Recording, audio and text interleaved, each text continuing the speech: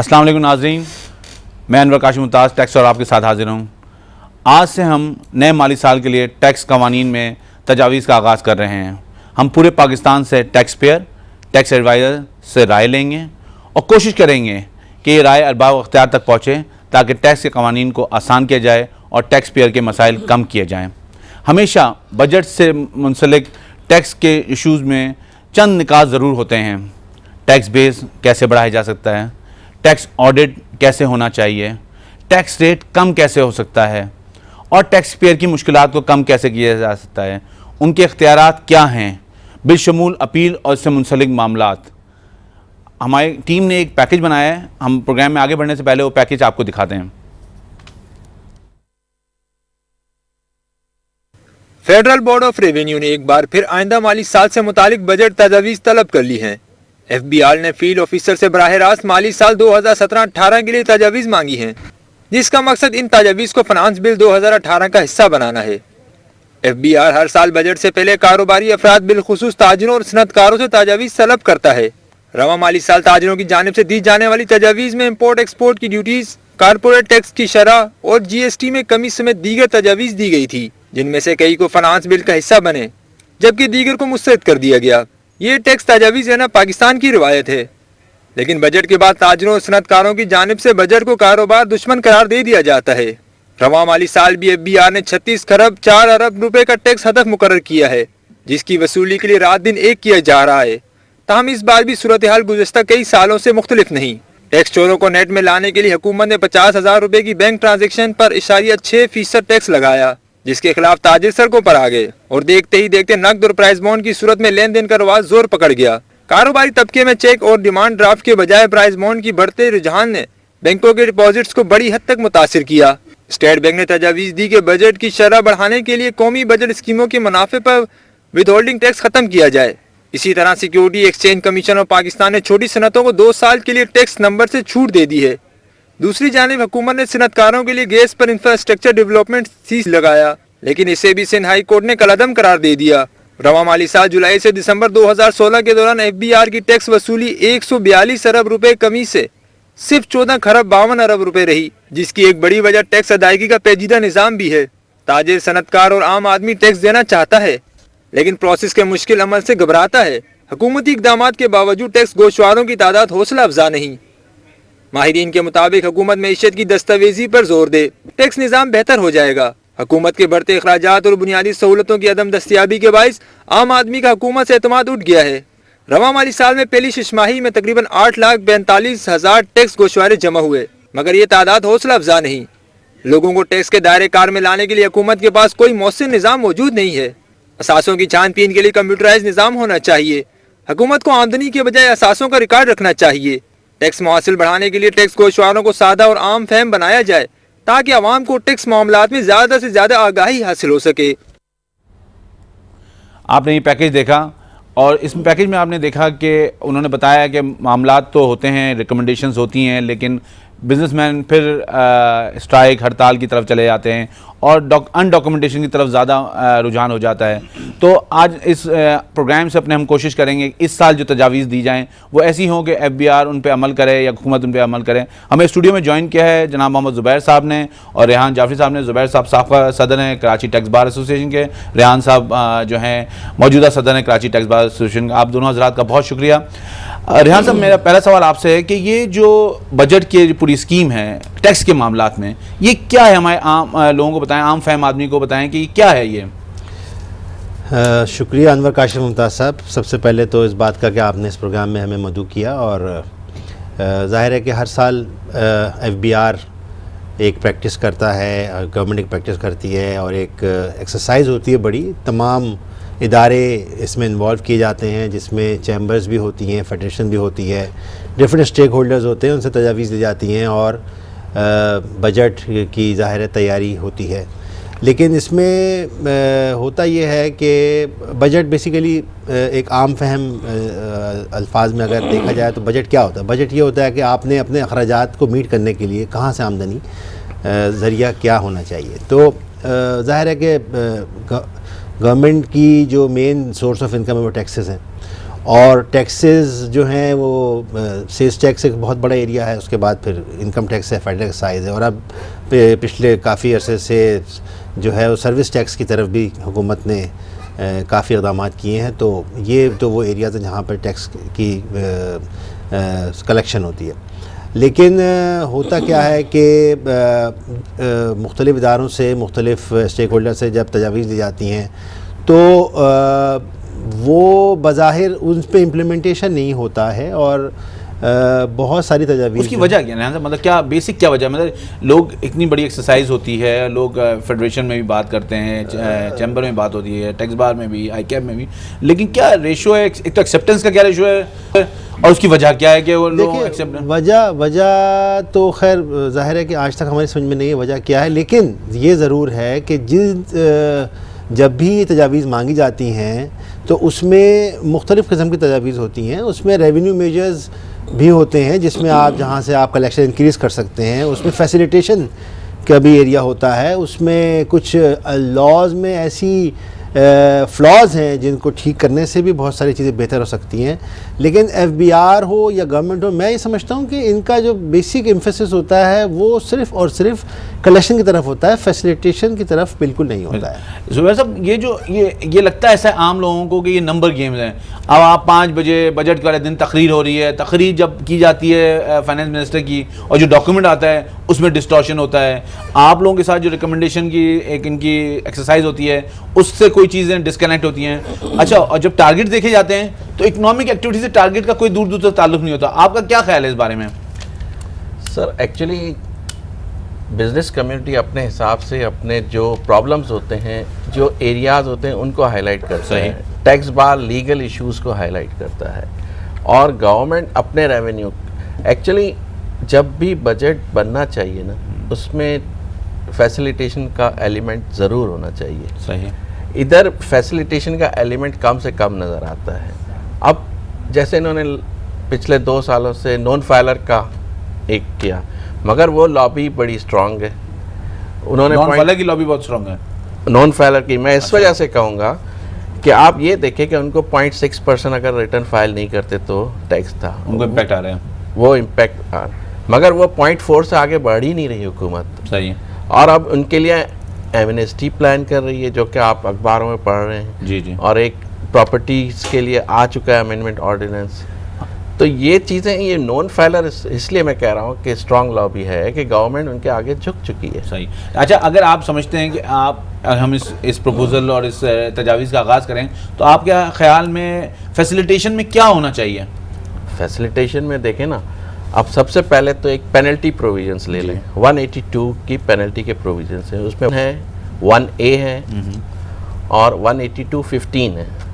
1 کیا ہے کہ میں ریٹرن فائل کرتا ہوں, اگر لیٹ فائل کرتا ہوں جی, تو میرا اس میں پرووائزو کو امینڈ کر دیا انہوں نے کہ ٹیکس پیبل کی ڈیفینیشن کو چینج کر دیا. ٹھیک ہے. ٹیکس پیبل ہم یہ کہتے ہیں, جو پہلے بھی تھا لا میں, کہ آفٹر ہمارا ڈیورنگ دا ایئر جو ٹیکس کٹ چکا ہے, انہوں نے ایکسپلینیشن ڈال کے اس کو چینج, انہوں نے ایکسپلینیشن گراس ٹیکس کر دیا اس کو. تو اس وجہ سے پینلٹی بہت زیادہ. لیکن یہ تو ہم 2 سال سے پروپوزل دے رہے ہیں, وہ سن نہیں رہے اس بات کو. یہی نا, یہ فیسیلیٹیشن کی طرف سوچتے ہی نہیں ہے نا.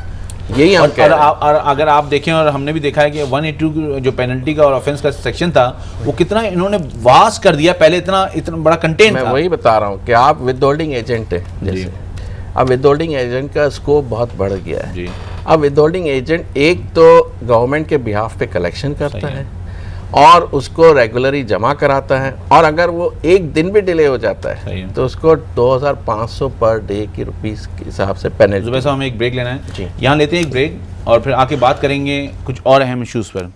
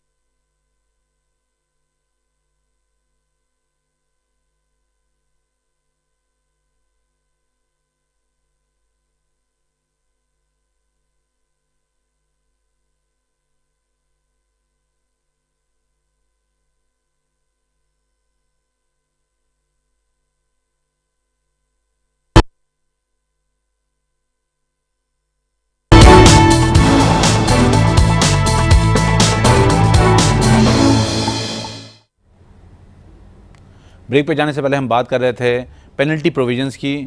زبیر صاحب ہم ایکسپلین کریں. زبیر صاحب جی بتائیے آپ کیا کہہ رہے تھے ود ہولڈنگ کے حوالے سے؟ میں یہ کہہ رہا تھا کہ وہ پرووائزو میں جو ڈیفینیشن کو چینج کیا گیا ٹیکس پیبل کی وہ ہونی چاہیے آفٹر ٹیکس کریڈٹس. ٹھیک ہے ٹھیک ہے ٹھیک ہے نا.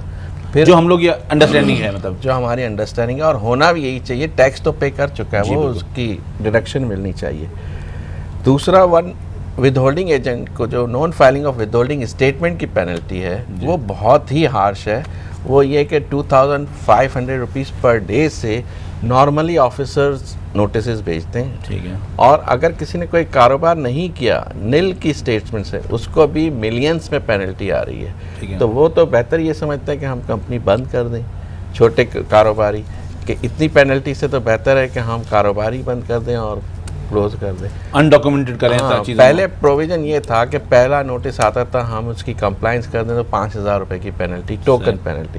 اب اس پھر دوسری اگر آپ نے پہلے کی نہیں کی دوسرا نوٹس آیا تو 10,000 روپے, پھر تیسرا نوٹس آتا ہے اس پہ 25,000 روپے. تو وہ ریونیو میجر نہیں تھا, یہ اب ریونیو میجر بنا رہے ہیں پینلٹی, اور ہر کیس میں پینلٹی نوٹسز آ رہے ہیں. کسی نے اگر ایک دن بھی ڈیلے کیا تو 2,500 کی پینلٹی آتی ہے. لیکن آپ جو بات سملرلی سیلز ٹیکس ریٹرن میں بھی بالکل صحیح ہے. آپ جو بات کہہ رہے ہیں اس کا مطلب یہ ہے کہ ٹیکس پیئر جو ہے اس پہ پینلٹی کے پروویژنس ہارش نہیں ہونے چاہیے. جو نان فائلر ہے یا نان پیئر ہے اس پہ زیادہ سخت ہونے چاہیے. تو یہ ہمارے یہاں ادر وے اراؤنڈ ہے. جی بالکل, کیونکہ یہ آسانی سے ان کو اسکویز کر لیتے ہیں اور ان پہ پینلٹی سارے پروویژن. جب بھی ہماری ملاقاتیں ہوتی ہیں اس میں نہیں یہ ایسا ایشو نہیں ہے, یہ اس طرح سے ہمیں میسج آتا ہے. مگر ٹھیک ہے, ایک تو پینلٹی پوائنٹ. ریحان صاحب یہ جو آڈٹ ہے ایک بہت بڑا مسئلہ رہا پچھلے سالوں میں, اور اس پہ کورٹ میں لٹیگیشن گئی, پھر فائنلی چیزیں ڈیسائیڈ ہوئیں, اور اب ایف بی آر کو مطلب میرے خیال میں کلیئر چیزیں ہو گئی ہیں. تو کیا آپ سمجھتے ہیں کہ آڈٹ پالیسی جو لے کے آئی جا رہی ہے اور جو آڈٹ کے میکینزم ہے, جو طریقہ کار ہے فیلڈ آفیسر کا, تو وہ صحیح ہے یا اس میں ابھی بھی گنجائش ہے کہ امپرومنٹ کی گنجائش ہے, یا وہ قانون سے اپنی اختیارات سے تجاوز کر رہے ہیں اس بات پہ؟ دیکھیں آڈٹ کا جب یہ آرڈیننس آیا 2001 کا جو 2003 میں امپلیمنٹ ہوا ہے, تو ظاہر ہے یہ ایک بالکل ایک پیراڈائم شفٹ تھا, اور یہ سیلف اسسمنٹ اسکیم کی بیس پر یہ آرڈیننس لانچ کیا گیا تھا. کیونکہ جو بھی آپ فائل کریں گے اپنے ٹیکسز وغیرہ اور ریٹرن فائل کریں گے تو وہ آٹومیٹیکلی سیلف اسسمنٹ میں فال کرے گا ارسپیکٹیو آف اینی انکم اور loss, back by the strict audit. Back by the strict audit. اچھا آڈٹ انہوں نے یہ کہہ دیا کہ back by strict audit, but they have not defined what is audit under the income tax ordinance. Obviously جو audit کی definition جاتی ہے ادر لاز میں تو وہی اس میں کور ہوتے ہیں. لیکن ایک بات یہ ہے کہ آڈٹ میں شروع میں انیشلی یہ تھا کہ کمشنر کو انہوں نے پاور دی تھی کہ وہ کسی بھی کیس کو آن سرٹن گراؤنڈس وہ سلیکٹ کر سکتا ہے آڈٹ میں, اور اس کا وہ آڈٹ کر سکتا ہے. اور وہ آبویسلی جب آڈٹ کرے گا تو ایک پورا پروسیجر تھا آڈٹ کا جو وہ فالو کرتا تھا. پھر سبسیکوئنٹلی یہ ہوا کہ اس میں بھی ہراسمنٹ شروع ہوئی, اور افسران نے بہت سارے کیسز میں جو ہے وہ ٹیکس پیئر یہ سمجھتا تھا کہ وہ ہیرس ہو رہا ہے, اور کافی چیزیں جو ہیں وہ نیگیٹو ٹرینڈ کی طرف چلی گئی. پھر انہوں نے یہ کیا کہ انہوں نے ایک سیکشن انٹروڈیوس کیا 214C, جس میں بورڈ کو پاور دے دی کہ وہ اپنا کیس جو ہے رینڈم بیلٹ کے تھرو سلیکٹ کر کے آڈٹ کر سکتے ہیں. پھر سبسیکوئنٹلی یہ آپس میں یہ جھگڑا شروع ہوا, میں سمجھتا ہوں ٹیکس پیئر کا بھی اور آپس میں بھی, کہ 177 جو اختیارات تھے کمشنر کے پاس اور ساتھ ساتھ جو بورڈ کے اختیارات تھے, دونوں جگہ سے آڈٹ کے کیسز سلیکٹ ہو رہے تھے. اور اس کی وجہ سے ٹیکس پیئر یہ سمجھ رہا تھا کہ یہ تو میرے لیے ظاہر ہے کہ فائل کر رہا ہے, جپٹائز ہو رہا ہے, اور پھر ظاہر ہے اننیسیسری ہراسمنٹ بھی ہو رہی تھی. تو یہ ایک باہر کورٹس نے کچھ ڈیسیژن ایسے دیے ہیں کہ جس کی وجہ سے وہ چیزیں کافی کلیئر ہو گئی ہیں. بٹ اسٹل میں یہ سمجھتا ہوں کہ جو ڈیسک آڈٹ کا کنسیپٹ ہے, جو ایف بی آر کے پاس جب ڈیٹا موجود ہے, آپ کیا سمجھتے ہیں کہ ہر سال آڈٹ ہونا چاہیے؟ دیکھیے ہر سال آڈٹ نہیں ہونا چاہیے, اور یہ کنسیپٹ بھی نہیں تھا آرڈیننس کا. تھا یہ کہ اگر کسی کا 1 سال میں آڈٹ ہوتا ہے 3 سال کے اندر میں, تو وہ اگر اس کا آڈٹ پراپر ہو جاتا ہے اور وہاں پر کوئی ایسا لیگل پوائنٹس نہیں نکلتے ہیں, یا اور کوئی ایسی فلاز نہیں نکلتے ہیں, کوئی پرابلم نہیں نکلتی ہیں, یا تو وہ آٹومیٹیکلی پھر 2 سال کا اس کو کم سے کم چھوٹ ملتی تھی, اور تیسرے سال میں پھر آڈٹ ہوتا تھا. اور اگر کوئی چیز نکلے گی تو پچھلے سالوں میں جب تک ٹائم بارڈ نہیں ہوا تو اس کو لے جا بالکل لے جا سکتا تھا. چلیں یہ تو بڑی ریزنیبل بات تھی, لیکن یہ ہوا نہیں میرے خیال میں. یہ جب سے آڈٹ شروع ہوا ہے یہ ہر سال آڈٹ کر رہے ہیں, ہر سال آڈٹ کر رہے ہیں, اور میرا خیال ہے کہ ہر سال آڈٹ کر رہے ہیں اور انہی لوگوں کا کر رہے ہیں کہ جن کا آڈٹ بار بار ہو رہا ہے. صحیح. تو یہ آڈٹ کے 177 آپ نے بتایا, 214C بتایا, لیکن 122(5)A بھی آڈٹ کی ہی شکل ہو گئی زبیر صاحب, یہ اور مانیٹرنگ بھی اس کی شکل ہو گئی. تو یہ کیسے کیا ہوا ہے اس کا مطلب؟ دیکھیں, میں جو 177 اور 214C کا آپ نے کہا, تو ایک تو دو تین چیزیں اس میں. 214C کی سلیکشن کا بھی ٹائم لمٹ اسپیسیفائڈ ہونا چاہیے لاء میں. اس کی وجہ یہ ہے کہ اب آپ 2015 کے ابھی بیلٹنگ ہوئی ہے جی, اب ریٹرن 2016 کی فائل ہوئی ہے جی, آپ ایک سال پیچھے چل رہے ہیں, یا تو 30 days یا 60 days کا کوئی ٹائم فریم ہونا چاہیے from the date of filing of return. صحیح ہے. دوسرا یہ ہے کہ آپ کی آڈٹ پالیسی آتی ہے, اس میں آپ کہتے ہیں کہ 177 یا 214C میں جو لاسٹ ایئر آڈٹ ہوا ہے 2014 کا, تو 2015 میں سلیکٹ نہیں ہوگا. صحیح ہے. مگر یہ نہیں کہتے کہ کمشنر بھی سلیکٹ نہیں کرے گا, جی, اور کمشنر اپنے پاورز استعمال کرتے ہوئے وہ ہر سال ایک کیس آڈٹ چلتا رہتا ہے.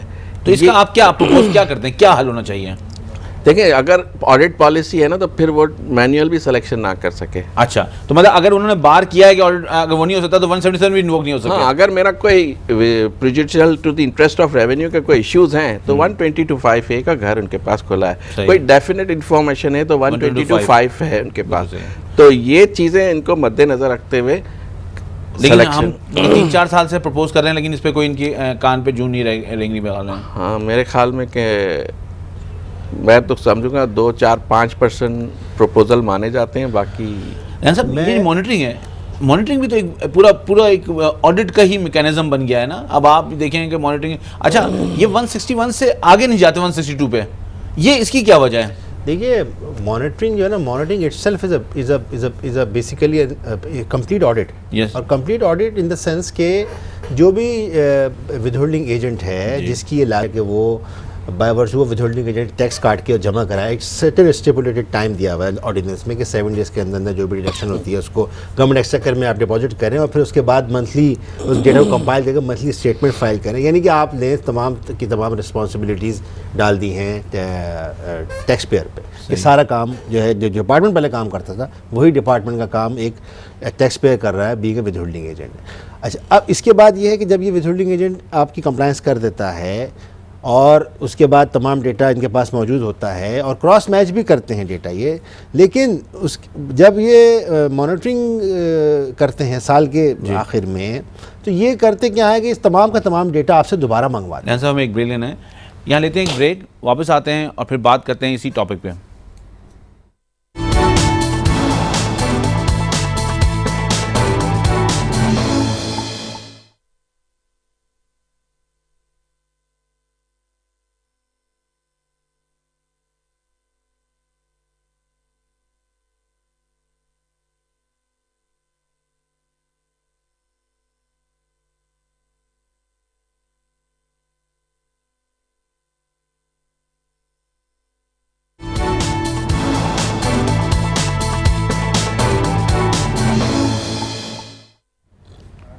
بریک پہ جانے سے پہلے ہم بات کر رہے تھے ود ہولڈنگ مانیٹرنگ کی, اور ریحان صاحب سے یہ بات کرتے ہیں. ریحان صاحب, جو آپ بات کر رہے تھے ود ہولڈنگ کے حوالے سے کہ مانیٹرنگ جو ہے ایک آڈٹ ہے, تو آپ ہمیں بتائیں کہ اس میں کیا لیگل ریکوائرمنٹ کیا ہے اور کیا ٹیکس پیئر کو کیا مسائل ہیں؟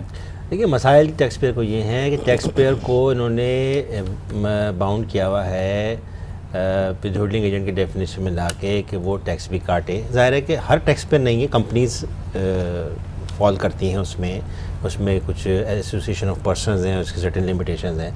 ٹیکس کاٹنے کی ذمہ داری انہوں نے سب پہ لگا دی ہے. سیلری پہ بھی ٹیکس کٹے گا, رینٹ پہ بھی ٹیکس کٹے گا, اور تمام جو سپلائز پہ بھی ٹیکس کٹے گا, سروس پہ بھی ٹیکس کٹے گا.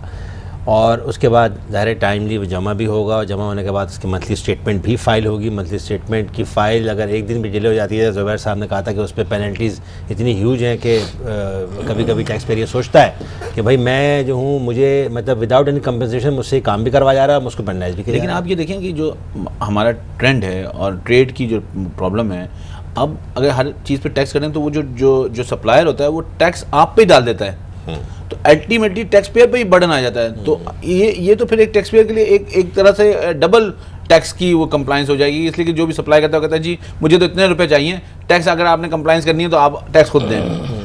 नहीं, वो अपनी जगह ठीक है, लेकिन देखिए ये मैकेनिज्म इज़ वेरी गुड, ये विद होल्डिंग का मैकेनिज्म इज़ वेरी गुड, मगर इन्होंने इसको इतना स्प्रेड कर दिया है, इतना ज़्यादा स्प्रेड कर दिया है, और फिर सर्टेन कंडीशंस पे ऐसी लगा दी गई हैं कि जहाँ पर टैक्स पेयर ये समझता है कि मतलब वो विद होल्डिंग एजेंट के तौर पर ये कंप्लाइंसेस करे या वो अपना बिजनेस करे। अच्छा, आप क्या समझते हैं कि ये जो जुबैर साहब कि ये जो है क्या एक ही ऑडिट होना चाहिए, मॉनिटरिंग अलग होनी चाहिए? नहीं, अगर मैं समझता हूँ कि अगर ऑडिट हो जाए तो फिर मॉनिटरिंग नहीं होनी चाहिए। अच्छा। दूसरा, आपको मैंने पहले भी कहा था कि नॉन फाइलर ज़्यादा स्ट्रांग है। नहीं, लेकिन जुबैर साहब एक मैं आपकी बात बिल्कुल सही है, लेकिन जब अगर आपकी मॉनिटरिंग हो जाती है और आपने ट्रू सेंस में मॉनिटरिंग की तो आपके एक्सपेंसेस तो सारे देख लिए आपने जी, तो उसके बाद फिर ऑडिट भी नहीं होना चाहिए। ऑडिट पे दूसरे एरियाज है ना, बैलेंस शीट भी तो बहुत मतलब मैं एक बात कह रहा हूँ, लेकिन आप एक सर्टेन लेवल तक आप एक वेरिफिकेशन तो ले गए ना, मेजर जहाँ पे आप इनकम की बात कर रहे हैं वो तो आप ले गए, एक्सटेंड ऑफ PNL हो, हाँ वो हो जाता है। तो मतलब ये जो है ऑडिट के बाद मॉनिटरिंग जो है ये डबल जो है टैक्स पेयर के लिए कंप्लायंस का वो है।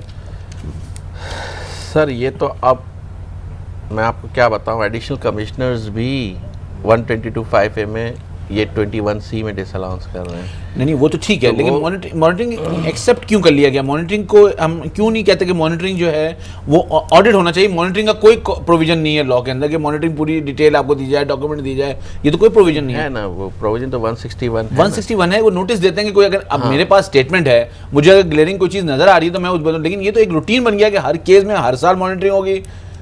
तो ये जो है देखें 161 में ये है कि आपने 165 का स्टेटमेंट फाइल करते हैं, नॉर्मली लोग उसको कंप्लीट फाइल नहीं करते। उसमें ये है कि बिलो टैक्सेबल भी हमें दिखाना है, लोग वो एरिया बिल्कुल ही ब्लैंक छोड़ देते हैं, तो वो चीज़ें वो देखने के लिए करते हैं और कुछ नहीं होता उसमें। अगर आपको 44(4) का रिकन्सिलेशन मांगते हैं और रिकन्सिलेशन में आप चीज़ें एक्सप्लेन कर दें, मगर ये होता है कि जहाँ आपने हर चीज़ एक्सप्लेन कर दी वहाँ ऑर्डर भी नहीं होते।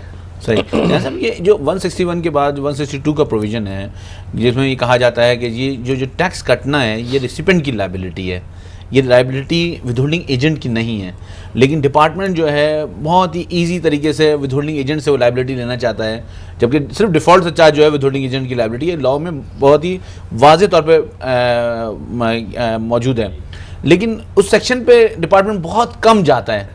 पहले वो 161 में, तो ये क्यों ऐसा है, क्या वजह है इसकी?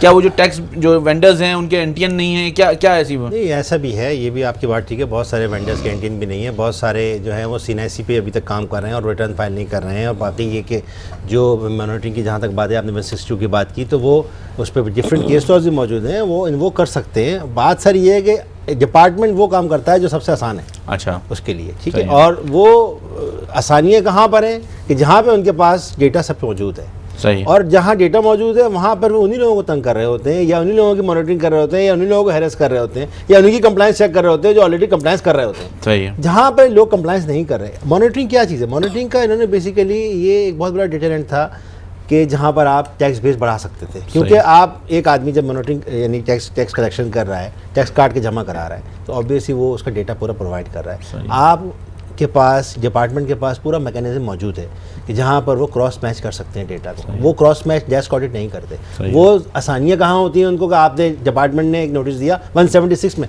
176 ऐसा सेक्शन है कि जहाँ पे हर किस्म का नोटिस वो डिपार्टमेंट जो है वो दे सकता है, दे देता है। तो वहाँ से वो डेटा कलेक्ट करते हैं, आप को बुलाते हैं, आपसे जाहिर है कि हर चीज़ डेटा ले लेते हैं। जो स्टेटमेंट ऑलरेडी आपकी फाइल हुई भी होती हैं, जो डेटा उनके पास मौजूद है, वही डेटा दोबारा मांगा जाता है। तो आपके ख्याल में ये मॉनिटरिंग का कंप्लायंस चलती रहनी चाहिए, या ये इस पे कुछ इंप्रूवमेंट या कुछ क्या सजेशन आपकी? मॉनिटरिंग का कंप्लायंस ज़रूर चलना चाहिए, मैं ये कह रहा हूँ कि मॉनिटरिंग कंप्लायंस रुकना नहीं चाहिए, लेकिन ये इनका इंटरनल डिपार्टमेंटल ऑडिट, अपने जो डेस्क ऑडिट होते हैं, ये वहीं होना चाहिए। और जहाँ पे ये समझते हैं कि कोई फ्लॉज हैं या कोई डेटा मैच नहीं कर रहा, उस पर वो असेसिव करते हैं। हर साल हर एक का मॉनिटरिंग नहीं होनी चाहिए, बिल्कुल नहीं होनी चाहिए। अच्छा जुबैर साहब, ये 159 का सेक्शन है, एग्जिम्पशन कमिश्नर के पास पावर है, फिर आप देखते हैं कि रीड विद 148 है, 153 है जहाँ पे, तो ये एग्जिम्पशन लेने के लिए लोगों को पिलर टू पोस्ट भागना पड़ता है, जबकि हर चीज़ ऑनलाइन हो गई है, हर चीज़ मैकेनिज्म है, तो ये क्यों ऐसा है?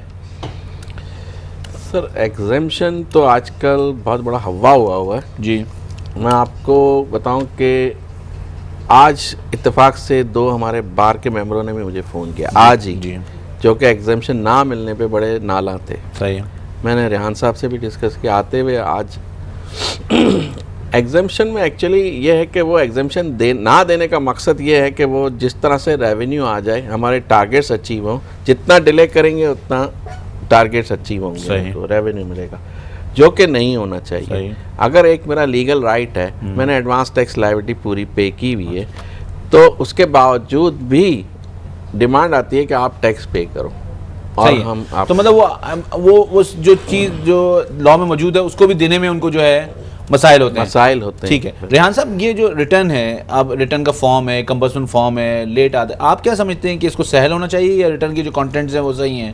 دیکھیے ریٹرن کا فارم سہل ہونا چاہیے, وہ تو اپنی جگہ پر ہے, مگر میں سمجھتا ہوں کہ ریٹرن کا فارم جو بھی لائیں, ایک جو بھی انٹروڈیوس کرتے ہیں, ایک تو یہ کہ اس ریٹرن فارم کو بجٹ کا پارٹ ہونا چاہیے. صحیح ہے, ٹھیک ہے نا, تاکہ ٹائملی ریٹرن فارم آ جائے. اور اردو میں آنا چاہیے, اردو میں بھی آ جائے, انگلش میں بھی آ جائے, اس میں کوئی قباحت نہیں ہے. جو لوگ نہیں پڑھ سکتے وہ انگلش میں فائل, اردو میں فائل کرتے ہیں, جو پڑھ سکتے ہیں انگلش میں فائل کرتے ہیں. ٹھیک ہے, پوائنٹ صرف یہ نہیں, پوائنٹ یہ ہے کہ یہ آنا چاہیے بجٹ کے ساتھ, اور ایک دفعہ جب ریٹرن فارم آ جائے تو وہ 5 سال کم سے کم وہی فارم رہے. تھوڑی بہت جو امینڈمنٹس ہوتی ہیں بجٹ میں وہ اس کے حساب سے کریں. ویسے آج کل بہت ریٹ ایف بی آر کر رہا ہے, کوئکلی اگر آپ ہمیں یہ بتائیے یہ اس کا یہ صحیح طریقہ ہے یا میکینزم کوئی کے مطابق آپ کے خیال میں ہونا چاہیے یا نہیں ہونا چاہیے؟ 2 لفظوں میں سر ریٹ تو آج کل فریکوینٹ ہو رہے ہیں. صحیح ہے. آر ٹی اوز آپس میں کمپٹیشن ہو گیا, انہوں نے 2 ریٹ ماری ہیں, آج میں 4 ماروں گا. اچھا, ہاں. اور دوسرا یہ ہے کہ جب ایک سمپل ہے کہ میں مینوفیکچرر ہوں نہیں ہوں, دیکھنے کے لیے ریٹ مار دی. صحیح ہے. اب میری ایریا میں جس میں فیکٹری ہے وہ ایریا میں دیکھتے ہیں ادھر ریڈ ہوئی ہے, وہ امپریشن بیڈ امپریشن پڑتا ہے. دوسرا یہ ہے کہ وہ پھر مینوفیکچرر آپ نے جس دن رجسٹریشن دی مجھے, اس دن آپ نے مجھے دیکھا ہے, مجھے ایویلیویٹ کیا کہ میں مینوفیکچرر ہوں یا نہیں ہوں, اس کے بعد آپ کو یہ کیوں ضرورت پیش آتی ہے. اچھا ٹھیک, پہلے ویریفیکیشن ہو چکی ہے. ریحان صاحب, یہ جو سیل ٹیکس ہے اس کا جو ریٹ ہے, کیا آپ کے خیال میں یہ کم ہونا چاہیے؟ بالکل کم ہونا چاہیے. اور آپ کیا سمجھتے ہیں کیا ہونا چاہیے؟ میں سمجھتا ہوں سنگل ریٹ ہونا چاہیے, کم ہونا چاہیے. اور اس میں سیلز ٹیکس میں بہت بڑا ایریا ہے. سیلز ٹیکس پہ تو آپ, میں سمجھتا ہوں کہ آپ پورا ایک ورک شاپ کر سکتے ہیں, آپ پورا ایک پروگرام کر سکتے ہیں سیلز ٹیکس پہ. لیکن یہ ہے کہ سیلز ٹیکس میں جہاں تک میں سمجھتا ہوں کہ سیلز ٹیکس میں ریٹ کے یعنی ٹیکس ریٹ کم ہونے کے ساتھ ساتھ تھوڑا سا فیسیلیٹیشن والا ایریا بھی آنا چاہیے. مطلب آپ کے خیال میں کم ہونے چاہیے؟ بالکل کم ہونا چاہیے. اور جو ہمارے جو انکم ٹیکس ریٹ ہیں زبیر صاحب, وہ کم ہونے چاہیے یا آپ کے خیال میں وہ صحیح ہے ریٹ؟ انکم ٹیکس کے ریٹ پروگریسو کم ہونے چاہیے. جیسے کارپوریٹ میں انہوں نے کیا ہوا ہے 32 ہے اس سال, اب نیکسٹ 31, مگر انہوں نے ایک آلٹرنیٹیو کارپوریٹ ٹیکس ڈال دیا ہے. وہ مجھے بالکل ہی منیمم ٹیکس 113 میں تھا 1% آف ٹرن اوور, اب آلٹرنیٹیو کارپوریٹ ٹیکس آ گیا, تو اس کا مطلب کہ میرا ٹیکس ڈیپریسیشن والا تو ایلیمنٹ. مطلب وہ ہمیں پروگرام کلوز کرنا ہے سر, پھر آپ کو انشاءاللہ دوبارہ بلائیں گے. بہت شکریہ آپ لوگوں کا. ناظرین, ہم نے لاسٹ اپنے پروگرام میں ای میل ایڈریس دیا تھا اپنا. 2 لوگوں نے ہم سے سوال کیا ہے کہ ایک سوال تو یہ ہے کہ کسی صاحب نے پوچھا ہے کہ ٹیوشن فی پہ ٹیکس لاگو ہوتا ہے یا نہیں. لاگو ہوتا ہے اگر اس سال میں 4 لاکھ سے ان کی آمدنی اوپر ہو. اور ایک صاحب نے سوال کیا ہے کہ انہوں نے ایک پراپرٹی رینٹ پہ دی ہوئی ہے, اس پہ ٹیکس لاگو ہوتا ہے یا نہیں. اس پہ بھی ٹیکس لاگو ہوتا ہے اگر 4 لاکھ سے زیادہ ہو, لیکن اس میں آپ کو جو پراپرٹی ٹیکس آپ نے دیا ہوا ہے اور آپ کو 1/5 آف روپیز یا 20% آف دا رینٹ, وہ آپ کو جو ہے وہ منا کر کے آپ جو ہیں نیٹ جو آپ کا رینٹل ہے اس پہ آپ ٹیکس دیں گے اگر وہ 4 لاکھ سے زیادہ ہو. ہم اس وقت بڑھ رہے ہیں مارچ میں 6ٹی سینسس ہو رہے ہیں, مردم شماری ہو رہی ہے 19 سال بعد. میری گزارش ہے آپ سے کہ آپ وہ فارم بالکل کانشیسلی بھریں, ہر کالم کو بھریں, اپنے پورے قواعد صحیح بھریں تاکہ ڈیٹا صحیح بن سکے, صحیح ڈیٹا کلیکٹ ہو سکے, اور جو ٹیکس الوکیشن ہے وہ آپ کے شہر کو, آپ کے صوبے کو صحیح طور پہ مل سکے. یہ بہت ضروری ہے, اور اس کے لیے آپ کو اگر دوسروں کو گائیڈ کرنا پڑے, بیکاز یہ پاکستان کو آگے لے جا سکتا ہے. 19 سال بعد یہ موقع آ رہا ہے اور اس موقع کو ضائع ہونا نہیں چاہیے. اس لیے کہ یہی چیز جو ہے الوکیشن جو ہے NFC ایوارڈ میں بھی جائے گی, اور اسی طرح جو ہے ٹیکس کا پیسہ جو ہے آپ کے صوبے اور آپ کے شہر تک پہنچے گا. اس بات کے ساتھ مجھے اجازت دیجیے. اللہ حافظ.